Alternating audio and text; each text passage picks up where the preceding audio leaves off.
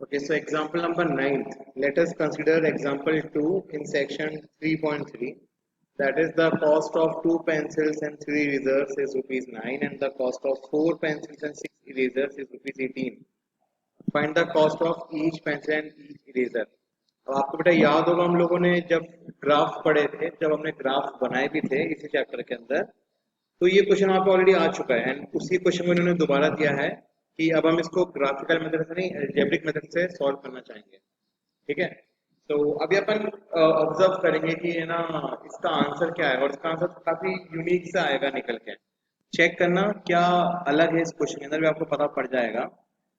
And हम लोग बेटा सिंपल इक्वेशंस बना लेंगे यहाँ पे, कोई बड़ी बात नहीं इक्वेशंस बनाना।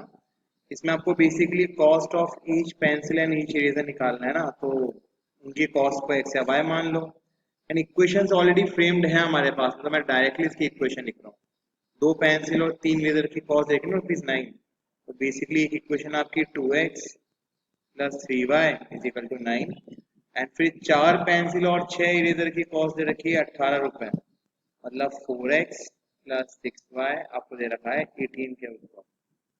ठीक है, अब देखो अपन इसको है ना सब्स्टिट्यूशन मेथड से करने की कोशिश करते हैं। Soon we will use elimination and cross multiplication also, but एक बार अपन सब्स्टिट्यूशन का इस्तेमाल अच्छे से करना सीखते हैं। ठीक है, तो ये जो आपको फर्स्ट इक्वेशन दिख रही है और ये सेकंड इक्वेशन, अपन फर्स्ट इक्वेशन से x की वैल्यू निकाल के सेकंड इक्वेशन में पुट कर देते हैं। आपकी इच्छा है तो y की वैल्यू निकाल के पुट कर दो और किसी भी इक्वेशन में से निकाल के किसी भी दूसरी इक्वेशन में आप वो वैल्यू पुट कर सकते हो, कोई बाउंडेशन नहीं है, अपन पहले डिस्कस कर चुके हैं ये चीज। तो अगर अपन यहाँ से x वैल्यू निकालेंगे तो 3y को ट्रांसपोज करते हैं तो 2x equal to 9 minus 3y हो जाएगा। देन 2 से क्रॉस मल्टीप्लाई करना तो 9 माइनस 3y अपॉन 2। अब इसको अपन पुट करते हैं second equation, put in second, तो जहाँ पे भी x दिख रहा है वहाँ पे ये सब डाल देंगे वैल्यू, तो 4 इंटू 9 माइनस 3y अपॉन 2 हो जाएगा प्लस 6y इक्वल्स टू 18। ये 2 से कट जाएगा बेटा 2 टाइम्स, अब 2 के अंदर मल्टीप्लाई करेंगे ब्रैकेट के, 2 into 9 is 18, 2 into 3y 6y plus 6y equals to 18। 6y से 6y कट गया, हमारे पास में आ गया 18 इक्वल टू 18। अब है ना जब भी बच्चे इस क्वेश्चन को इन दोनों इक्वेशंस को बेसिकली सॉल्व कर रहे होते हैं ना, तो है ना उनका जो दिमाग है ना वो यहाँ पे आके एकदम घूम जाता है, इस जगह पे आके जो हमारा आंसर निकल के है ना यहाँ पे। अब यहाँ पे आके दिमाग घूम क्यों जाता है अभी मैं आपको बताता हूँ। अब उन्हें ऐसा फील होता है स्टूडेंट्स को कि यार ये 18 और 18 जो इक्वल है इसका अब हम करेंगे क्या, इससे क्या मिलेगा हमें, तो मैं आपको बताता हूँ इससे हमें क्या मिलेगा। देखो ये जो भी मेथड होता है ना बेटा, सब्स्टिट्यूशन मेथड, एलिमिनेशन मेथड या क्रॉस मल्टीप्लिकेशन मेथड, बेसिकली हम लोग इनका यूज करते हैं जब हमें ना यूनिक सोल्यूशन की रिक्वायरमेंट होती है। ठीक है ना, जब हमें यूनिक सोल्यूशन की रिक्वायरमेंट होती है तब हम इनका यूज करते हैं, बट इसका ये मतलब नहीं है कि ये इनफाइनटली मैनी सोल्यूशन पे यूज नहीं हो सकते हैं, बिल्कुल यूज होता है और ये वही सिनेरियो है। फॉर एग्जाम्पल एक बार के लिए आप ना एक काम करो, आप ना इनके कोफिशिएंट्स को कंपेयर करो, जैसे x का कोफिशिएंट 2 है, ये x का कोफिशिएंट 4 है, तो ये हो जाएगा 2/4 जो अपन कंपेरिजन ऑफ कोफिशिएंट करते हैं ना वो करो। फिर आपके पास में यहाँ पे 3 है, यहाँ पे 6 हो जाएगा, फिर यहाँ पे -9 अपॉन -18 हो जाएगा। तो अल्टीमेटली आप देखोगे कि तीनों के तीनों जो रेशियो है ना वो आपके पास में 1/2 1/2 1/2 के बराबर आ रहा है। मतलब यहाँ पे जो आपके पास में सिनेरियो क्रिएट हो रहा है वो है ये वाला कि A1/A2 जो आ रहा है आपके पास में वो B1/B2 के बराबर आ रहा है, वही C1/C2 के बराबर आ रहा है। अब ये जो आपके पास में केस होता है किसका होता है, ये आपके पास में होता है इनफाइनेटली मैनी सॉल्यूशंस का, है ना, ये आपकी कोइंसिडेंट लाइंस होती हैं, इसके अंदर आपको इनफाइनेटली मैनी सॉल्यूशंस मिलते हैं। अब क्योंकि आपको इधर इनफिनिटली मैनी सॉल्यूशंस मिलते हैं तो x और y की कोई लिमिट तो है नहीं यहाँ पे हमारे पास में, चाहो जितनी वैल्यूज ले लो x और y की सारी दोनों को सेटिस्फाई करने वाली हैं। जितनी अनगिनत आंसर निकल रहे हैं, जितनी वैल्यूज लोगे ना सबके सब सेटिस्फाई करेंगे, मतलब जो एक्स वाई की वैल्यू आप फर्स्ट इक्वेशन में लोगे वही की भी सेकंड में भी लग जाएगी, कोई दिक्कत की बात ही नहीं है। और आपको अगर याद हो तो इस वजह से आपको मैंने कहा था कि जब भी आप pair of linear equation in two variable को सॉल्व करो, हमेशा बेटा ये रेशियो पहले ही मेंटली कंपेयर कर लेना। अब अगर हमने यहाँ पे पहले से ये कंपैरिजन करा होता तो हम पहले ही श्योर होते कि नहीं यार ये जो आपकी कोइंसिडेंट लाइंस आने वाली है मतलब इसमें तो इनफाइनटली मैनी सॉल्यूशन आएगा। तो हो सकता है कि हम इस आंसर के ऊपर ना इतना मतलब कोई कोई अगर पैनिक कर जाए कि अरे कैसे आया क्या हुआ क्यों हुआ, तो वो नहीं करेगा, उसे समझ जाएगा वो कि हाँ इसका यही मतलब है कि एक्स और वाई की हर वैल्यू के लिए ये दोनों इक्वेशन सेटिस्फाई होंगी। ठीक है, तो जब भी आपके पास में कोई दो नंबर आपस में बराबर आ जाएं, चाहे वो सब्स्टिट्यूशन से आए, चाहे वो एलिमिनेशन से आए, या फिर वो क्रॉस मल्टीप्लिकेशन से आए, इसका यही मतलब निकलेगा कि जो आपकी इक्वेशंस है ना, ये आपकी इक्वेशंस आपकी जो है ये इनफाइनाइटली मैनी सॉल्यूशंस देंगी। ठीक है, तो इस चीज का ध्यान रखना, यहाँ पे अपन नोट भी लिख देते हैं।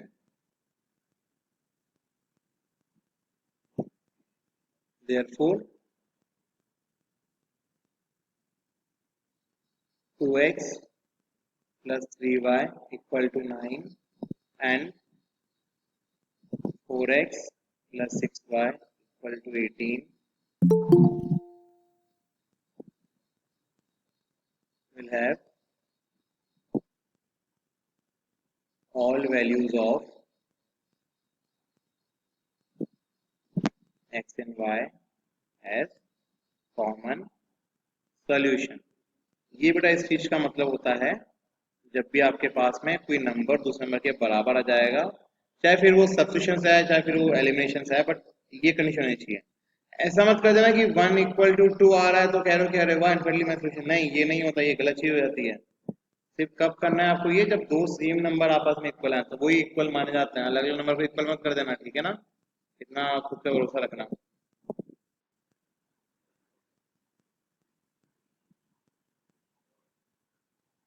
ओके, सो बेटा ये एग्जांपल 10th अपने पास में, that let us consider the example 3, है ना, इसलिए एग्जांपल 3 भी अपन ने यहाँ पे कॉपी कर लिया। Of section 3.2, will the rails cross each other, क्या ये जो दो रेल्स की आपको इक्वेशन दे रखी है, क्या ये क्रॉस करेंगी? क्रॉस करने का मतलब ये है कि क्या इनका कोई कॉमन सोल्यूशन होगा कि नहीं होगा। ठीक है ना, मतलब अभी हमने देखा था कि कोइंसिडेंट लाइंस में क्या सिनेरियो रहता है, एंड प्रीवियस क्लास में हम लोगों ने एक इंटरसेक्टिंग का भी एग्जांपल देखा था। चेक करते हैं कि यहाँ पे कहाँ से निकल के आता है, राइट। आप चाहो तो मेंटली पहले से ही रेशियोज को कंपेयर कर सकते हो, जरूरी नहीं है, चाहो तो कर सकते हो, है ना, ऑप्शनल है। अब जैसे यहाँ पे जो आपको फर्स्ट इक्वेशन दे रखी है, वो दे रखी है x plus 2y minus 4 equals to 0, and जो सेकंड इक्वेशन है वो है 2x plus 4y minus 12 equals to 0। Again बेटा फर्स्ट इक्वेशन से वैल्यू निकाल के सेकंड में पुट कर देंगे अपन, तो है ना, एज यूजुअल जो अपन अभी तक करते हुए आ रहे हैं। अब यहाँ से x के वैल्यू निकाल दूंगा, x इक्वल तो हमारे पास में कितना हो जाएगा, माइनस का 2y और प्लस का 4। डायरेक्टली वैल्यू आ गई तो हमारे पास में, इसको सेकंड इक्वेशन में डाल देते हैं, पुट इनटू, सेकंड इक्वेशन में पुट करोगे x की जगह पे तो यहाँ पे आएगा 2 इंटू माइनस 2y प्लस 4, ये प्लस का 4y माइनस 12 इक्वल्स टू 0, हो जाएगा minus 4y plus 8 plus 4y minus 12 equals to 0। Minus 4y से प्लस 4y गया, 12 को वहां भेज देना, या फिर जो चाहो कर सकते हो, चाहो तो माइनस कर दो, 8 माइनस 12 हो जाएगा -4, -4 हमारे पास में आ गया 0 के बराबर। अब -4 0 के बराबर आए तो भाई अपने आप में कुछ गलत लग रहा है, देखने में गलत लग रहा है, भाई ये कैसे बराबर हो सकता है, पॉसिबल ही नहीं है। बट जो हमने प्रोसेस करा है उसमें कुछ हमने गलती तो करी नहीं है, बट हाँ ये चीज तो पॉसिबल नहीं है, मतलब इतने तो अपन सब पढ़े लिखे हैं कि ये कह सकते हैं कि हाँ यार ये तो नंबर बराबर नहीं हो सकते किसी भी हालत के अंदर। ठीक है ना, अब ये पॉसिबल क्यों नहीं है, क्योंकि कोई कॉमन सोल्यूशन ही पॉसिबल नहीं है इसका। मैंने इस साइड से एक्स की वैल्यू निकाल के इस साइड पुट करी है ना, मैंने फर्स्ट इक्वेशन से वैल्यू निकाल के सेकंड इक्वेशन में पुट करी है, और ये मैं तब, और इससे मैं आंसर तभी एक्सपेक्ट कर सकता हूँ जब दोनों लाइंस इंटरसेक्ट कर रही हैं और फिर कोइंसिडेंट हो।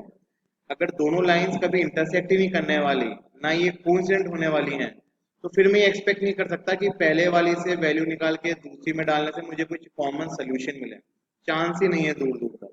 और अगर इस तरीके का कुछ हमारे हमारे पास में अनाप शनाप रिजल्ट आ रहा है कि -4 बराबर 0, तो समझ जाना कि हमने जो करा है वो इसलिए वो गलत है। गलत का मतलब ये लाइंस जो हैं ये कभी इंटरसेक्ट ही नहीं करने वाली, क्योंकि ये कैसी लाइंस हो जाएंगी, पैरेलल लाइंस हो जाएंगी। सिंपली आपको यहाँ पे लिखना है, therefore the rails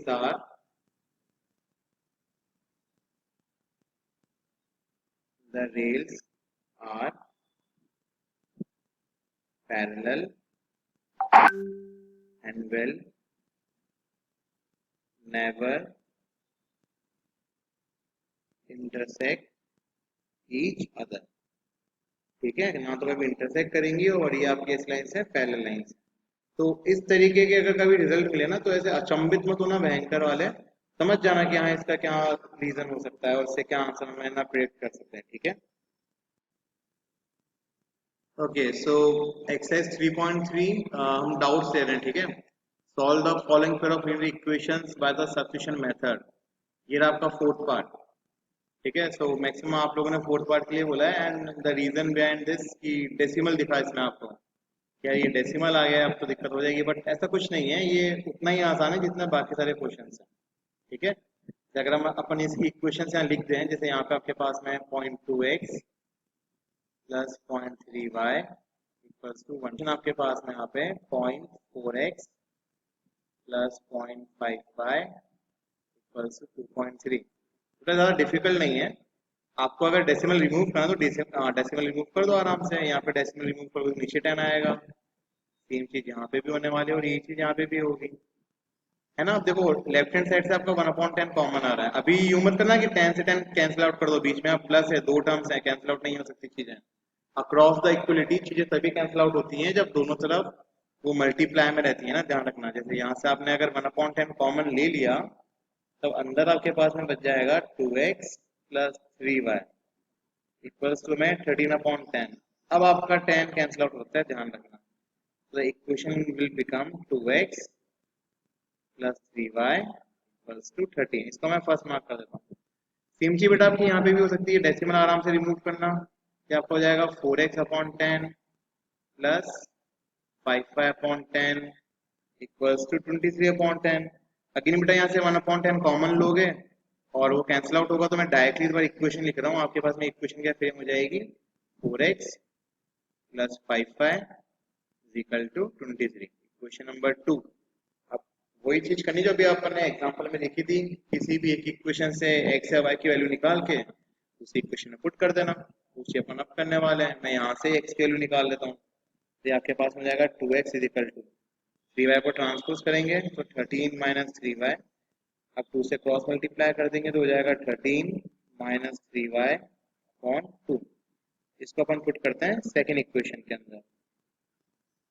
second equation में पुट करोगे तो x की जगह पे ये सब पुट कर देना, तो 4 इंटू हो जाएगा 13 minus 3y upon 2 plus 5y equals to 23। तो ये 2 से कट जाएगा 2 टाइम्स, एंड जब 2 के अंदर मल्टीप्लाई करोगे डिस्ट्रीब्यूटिव प्रॉपर्टीज तो यहाँ पे आ जाएगा 2 into 13 26 minus 6y plus 5y is equal to 23। ठीक है, अब लाइक टर्म्स को एक साथ सॉल्व करना, कुछ नहीं करना। माइनस 6 और प्लस 5 हो जाएगा माइनस का y। 26 को जब ट्रांसपोज करोगे ना तो 23 में से 26 माइनस होगा तो आपके पास में क्या बचेगा, माइनस का 3 बचेगा। माइनस से माइनस काट देना और आपके पास में y की वैल्यू क्या आ जाएगी, 3 आ जाएगी। अब इसको चाहो तो आप इस वाले पोर्शन में भी पुट कर सकते हो, चाहो तो आप इसको इक्वेशन नंबर 1 में डायरेक्टली पुट कर सकते हो। ये इक्वेशन नंबर 1 का ही पार्ट है, यहाँ पे अपन लिख देते हैं पुट इन 1। फर्स्ट में पुट करोगे तो मैं यही पुट कर रहा हूँ इसको डायरेक्टली। ठीक है, तो आपके पास में क्या आएगा, 2x plus 3 into 3 equals to 13। तो 2x plus 9 equals to 13 and 2x is equal to 13 minus 9 हो जाएगा 4 एंड x आ जाएगा 2। तो देखो बेटा यहाँ हमारे पास में एक कॉमन सोल्यूशन है, वो भी यूनिक वे में है। तो जो हमारे पास में का कॉमन सोल्यूशन आएगा वो क्या आएगा, 2, 3 इज द सोल्यूशन। बस इतना लिख देना, इज द सोल्यूशन। आगे और कुछ रामायण लिखने की जरूरत है नहीं, इतना भी काफी है, चलता है। ठीक है, ओके अब देखना बेटा, ये क्वेश्चन इतना सिंपल है, आपको मैं भी समझाऊंगा। यहाँ पे इन दोनों इक्वेशंस के अंदर है ना एक चीज मिसिंग है, वो है C1। भाई हम मतलब कांस्टेंट मिसिंग है ना। अगर कह सकते कांस्टेंट कितना है इसके अंदर, 0 है। दोनों इक्वेशन में बेटा आपका कांस्टेंट क्या है, 0 है। तो यहाँ से मैं आपको एक और नोट लिखवाता हूँ। मैं आपको इसका आंसर पहले बता सकता हूँ, इसमें एक्स और वाई का कॉमन सोल्यूशन आने वाला है 0,0। अब मुझे ये कैसे पता पड़ा, क्योंकि जिन इक्वेशंस में बेटा कांस्टेंट 0 होता है ना, ऐसी इक्वेशंस जो होती है, जिनकी जो लाइंस होती हैं ये हमेशा ओरिजिन से पास करती हैं। तो इस चीज का हमेशा ध्यान रखना, such lines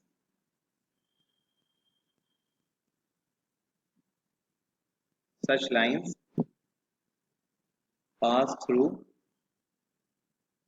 the origin।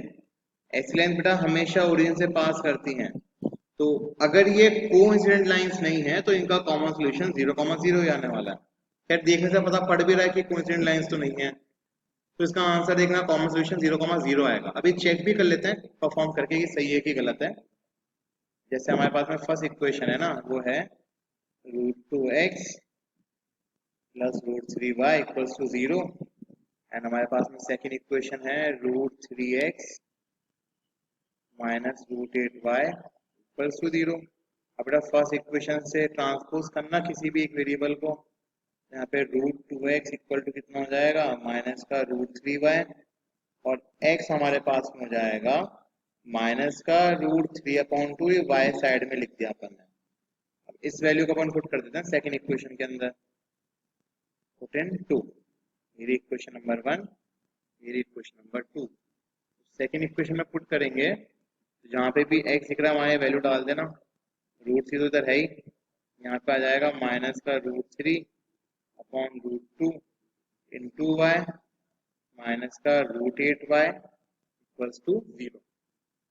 ठीक है, अब इसके बाद क्या रहेगा ना, √3 को अंदर मल्टीप्लाई कर लेते हैं तो हमारे पास में यहाँ पे क्या मिलेगा, माइनस का 3y, तो माइनस का 3y/√2 माइनस का √8y इक्वल्स टू 0। आपको एलसीएम लेना है तो आप एलसीएम ले लेना, जब एलसीएम लोगे तो √2 आएगा, यहाँ पे तो हमारे पास में माइनस का 3y रहने वाला है।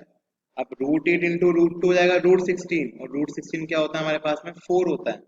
चाहो तो मैं एक बार के लिए पहले √16 लिख देता हूँ, आप चाहो तो डायरेक्टली 4 भी लिख सकते थे, इक्वल्स टू 0। √2 को भेज देना 0 के पास में, ठीक है, क्रॉस मल्टीप्लाई करके वो 0 हो जाएगा।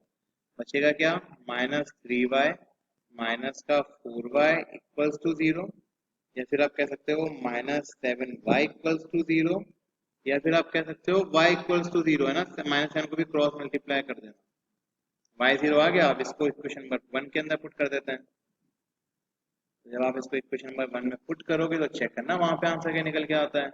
वहां पे हमारे पास में है √2x plus √3 into 0 equals to 0, तो √2x इक्वल्स टू 0, क्योंकि ये तो 0 ही बन जाएगा मल्टीप्लाई होके, और x भी कितना आ जाएगा 0, √2 को क्रॉस मल्टीप्लाई कर देना, तो जो हमारे पास में कॉमन सोल्यूशन है वो क्या निकल के आया, 0,0 ही निकल के आया है। और ये चीज तो आपको मैंने पहले ही बोल दी थी कि सच लाइंस जिनके अंदर कॉन्स्टेंट ही 0 होता है वो हमेशा ओरिजिन से पास करती हैं, और ओरिजिन के कोऑर्डिनेट्स क्या होते हैं, 0,0 होते हैं, और वही हमारे यहाँ पे सोल्यूशन निकल के आया।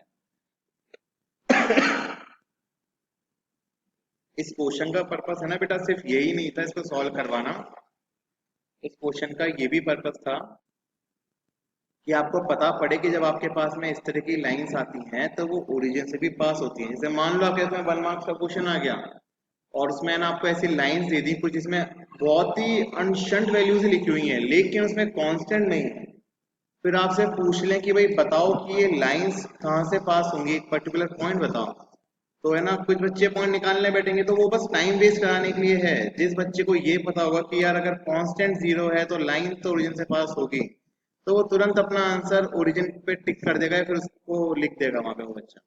तो आपको ये कंसेप्ट समझ में आना चाहिए, राइट, तो इस चीज का ध्यान रखना।